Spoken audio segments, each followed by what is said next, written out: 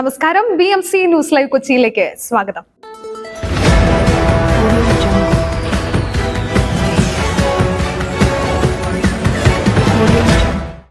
ഈ വാർത്തകൾ നിങ്ങൾക്കായി അവതരിപ്പിക്കുന്നത് Cochin Kalabhavan Angamaly franchise, powered by He Life Thottakkattukara, Josh Mall Mookkannoor, Cleanser, BMC film production and Nazareth villas.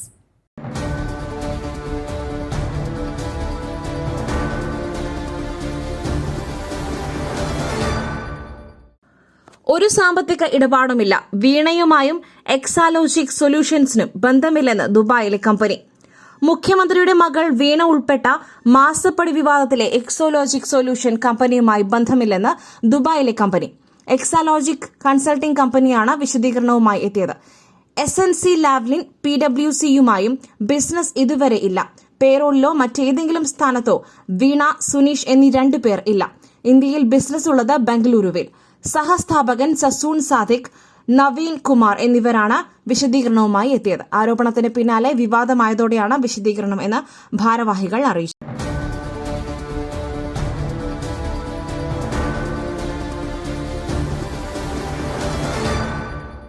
പീഡനക്കേസിൽ ഒളിവിലായിരുന്ന Prajwal Revanna തിരിച്ചെത്തി.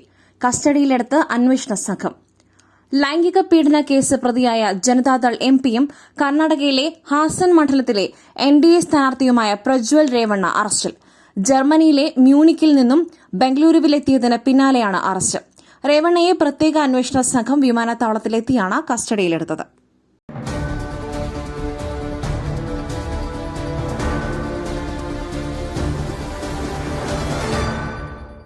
തിരുവനന്തപുരം വെള്ളായണിയിൽ കുട്ടികൾ കുളത്തിൽ മുങ്ങി മരിച്ചു. വെള്ളായണിയിൽ കുളത്തിലുള്ള കിണറിൽ അകപ്പെട്ടാണ് വിദ്യാർത്ഥികൾ മരിച്ചത്. മുഹമ്മദ് ഇഹ്സാൻ, മുഹമ്മദ് ബിലാൽ എന്നിവരാണ് മരിച്ചത്. പറക്കോട്ട് കുളത്തിൽ വൈകിട്ട് കുളിക്കാനിറങ്ങിയതായിരുന്നു. സ്വകാര്യ ആശുപത്രിയിൽ എത്തിച്ചുവെങ്കിലും രക്ഷിക്കാനായില്ല.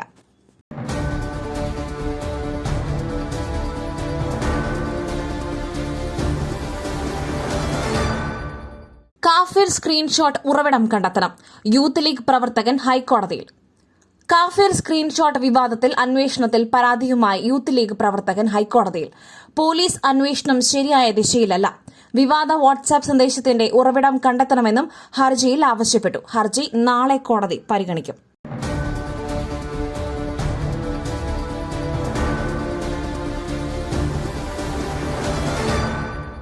KSRTC ബസ്സിലെ പ്രസവം, ജീവനക്കാർക്ക് അഭിനന്ദനവും കുഞ്ഞിന് സമ്മാനവുമായി KB ഗണേഷ് കുമാർ. KSRTC ജീവനക്കാരെ നേരിട്ട് വിളിച്ച് അഭിനന്ദിച്ച് ഗതാഗത വകുപ്പ് മന്ത്രി KB ഗണേഷ് കുമാർ. 29/5/2024 തൃശൂരിൽ നിന്നും തോട്ടിൽപ്പാലത്തേക്ക് പോയ ടേക്ക് ഓവർ സർവീസിൽ തിരുനാവായയിലേക്ക് പോവുകയായിരുന്ന യുവതിക്ക് പേരാമംഗലത്ത് വച്ച് പ്രസവവേദന അനുഭവപ്പെടുകയും അവസരോചിതമായ തീരുമാനം കൈക്കൊണ്ട് അടിയന്തരമായി യുവതിയെ അടുത്തുള്ള സ്വകാര്യ ആശുപത്രിയിൽ എത്തിച്ച് ഡോക്ടർമാരുടെ സേവനം പ്രയോജനപ്പെടുത്തി ബസ്സിനുള്ളിൽ യുവതിക്ക് സുഖപ്രസവത്തിന് സൌകര്യമൊരുക്കിയ KSRTC തൊട്ടിൽപ്പാലം യൂണിറ്റിലെ driver AV Shijith, conductor TP Ajayan എന്നിവരെ ഗതാഗത വകുപ്പ് മന്ത്രി നേരിട്ട് ഫോണിൽ വിളിച്ച് അഭിനന്ദിച്ചു.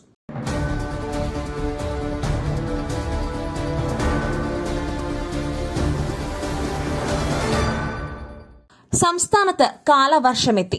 ശക്തമായ മഴ തുടരുന്നു. ഇന്ന് 12 ജില്ലകളിൽ മുന്നറിയിപ്പ്. തിരുവനന്തപുരം, കൊല്ലം ഒഴികെയുള്ള 12 ജില്ലകളിലും കേന്ദ്ര കാലാവസ്ഥാ വകുപ്പ് മഞ്ഞ അലർട്ട് പ്രഖ്യാപിച്ചിരിക്കുന്നു. ഒറ്റപ്പെട്ട ശക്തമായ മഴയ്ക്കുള്ള സാധ്യതയാണ് പ്രവചിക്കപ്പെട്ടിരിക്കുന്നത്. 24 മണിക്കൂറിൽ 64.5 മില്ലിമീറ്റർ മുതൽ 115.5 മില്ലിമീറ്റർ വരെ മഴ ലഭിക്കുന്ന സാഹചര്യത്തെയാണ് ശക്തമായ മഴ എന്നതുകൊണ്ട് അർത്ഥമാക്കുന്നത്. അടുത്ത 3 മണിക്കൂറിൽ തിരുവനന്തപുരം, കൊല്ലം, പത്തനംതിട്ട, ആലപ്പുഴ, കോട്ടയം, ഇടുക്കി, എറണാകുളം, തൃശൂർ ജില്ലകളിൽ ഒറ്റപ്പെട്ട ഇടങ്ങളിൽ നേരിയ മഴയ്ക്ക് സാധ്യതയുണ്ടെന്ന് കേന്ദ്ര കാലാവസ്ഥാ വകുപ്പ് അറിയിച്ചു.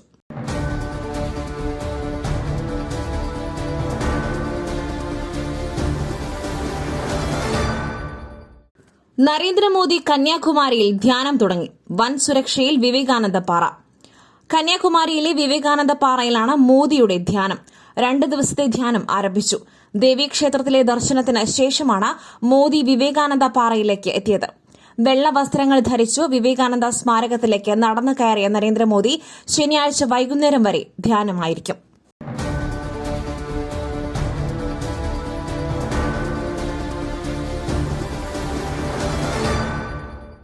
പെൺകുട്ടികൾക്ക് മുൻപിൽ നഗ്നതാ പ്രദർശനം, യുവാവ് അറസ്റ്റിൽ.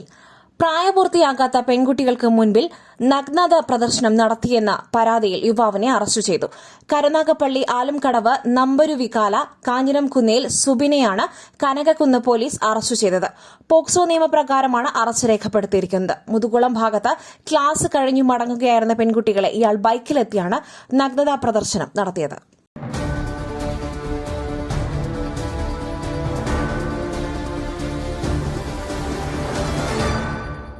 2.97 കോടി പാഠപുസ്തകങ്ങളുടെ വിതരണം പൂർത്തിയായി. പഠന മികവ് ഉറപ്പാക്കണമെന്ന് മുഖ്യമന്ത്രി. സംസ്ഥാനമൊട്ടാകെയുള്ള വിദ്യാലയങ്ങളിൽ പാഠപുസ്തക വിതരണം പൂർത്തിയാക്കി വിദ്യാഭ്യാസ വകുപ്പ്.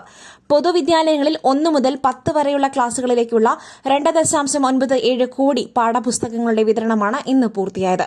എയ്ഡഡ്, അൺഎയ്ഡഡ് മേഖലയിലെ വിദ്യാലയങ്ങൾ ഉൾപ്പെടെ സംസ്ഥാനത്തെ പൊതുവിദ്യാഭ്യാസ മേഖലയിലെ 13,000-ഓളം വിദ്യാലയങ്ങളിൽ പഠിക്കുന്ന 45 ലക്ഷം വിദ്യാർത്ഥികൾക്ക് ഇതിന്റെ പ്രയോജനം ലഭിക്കും.